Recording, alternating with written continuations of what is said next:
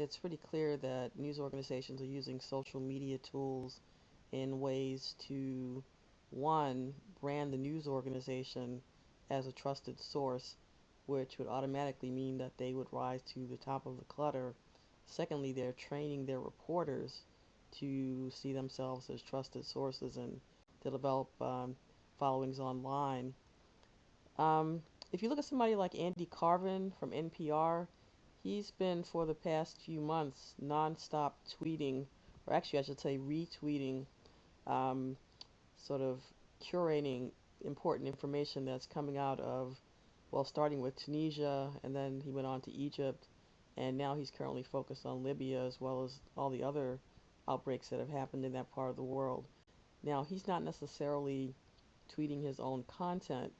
He's looking to people who he thinks are good sources or important sources to follow, and he's developed a huge following by doing that kind of curation. He's working for NPR. They've detached him from his job to do this, and they're not really sure where this is going, but part of what he's going to be doing over the next few months is looking at how NPR can leverage this type of forum to build a following for their company online. Organizations are in a unique position, I think, to deal with the information clutter by going multi-platform with all the information that they have that can be presented in so many different ways. They now have the advantage to present a portion of it in a broadcast format on television.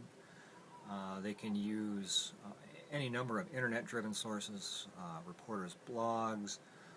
They can tailor information for mobile deliveries so you get it in short, hopefully informative blasts, but by using a variety of communication platforms, both traditional and web-based, that seems to me the best path for these institutions, the news organizations, to deal with the vast amount of rapidly changing information out there. A lot of news organizations obviously are boosting their presence online, as well as trying to figure out the financial model. So you see things like the New York Times launching their paywall recently and asking people to pay for content. I think everybody's got a close eye on that because they're trying to figure out if that's something that they'll be doing. I know that here in Boston, the Boston Globe is going to be following the New York Times and charging for the newspaper online. The Times is their parent company.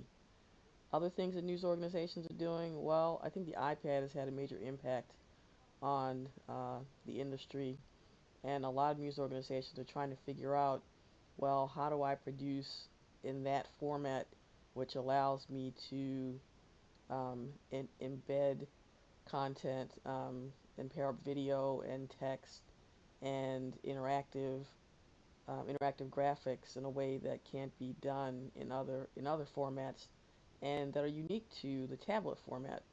So I think everybody's looking at new ways to deliver, new platforms to deliver on, and they're really seeing digital format as where they're going in the future. Actually, I see it going more toward the mobile platforms.